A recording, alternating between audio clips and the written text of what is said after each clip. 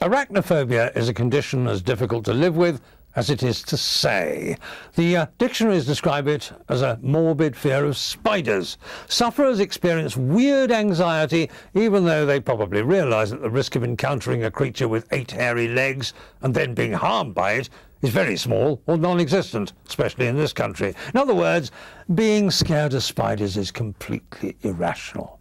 But you just try telling that to Mr. Christopher Welding. Now, Mr. Welding lives in the pleasant English seaside town of Clacton in Essex. Mr. Welding would never have described himself as an arachnophobic. Well, not until the day his wife found a spider in their bathroom. The intrepid computer engineer was engaged to go and get rid of the thing. Most people prefer to catch spiders humanely and then liberate them outside the house. It's supposed to be very bad luck to kill a spider, but Christopher Welding is made of sterner stuff.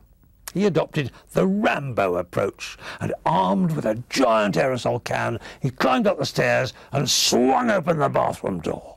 There it stood, huge, threatening, about that size. Mr. Welding gave it a blast of deadly spray, and the monster took to its feet. A crazy chase ensued across the floor, up the curtain, over the vanity unit, into a cupboard and out again, all punctuated by the fizz and hiss of aerosol poison. But still, this spider eluded his pursuer. In fact, it vanished altogether from view. At this point, Mr. Welding went down on his knees. He wasn't actually seeking divine intervention, but simply trying to locate his quarry among the pipes behind the toilet bowl.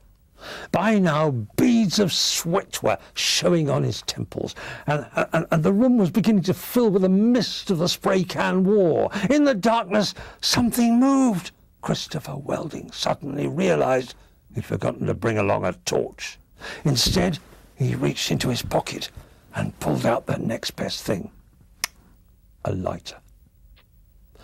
The explosion that followed threw him clean out of the room and blasted a hole in the roof of the house. He had burns on his head and his body and his legs. And as for the darn spider, it escaped down a pipe. This is Ed Boyle for CBS News in London.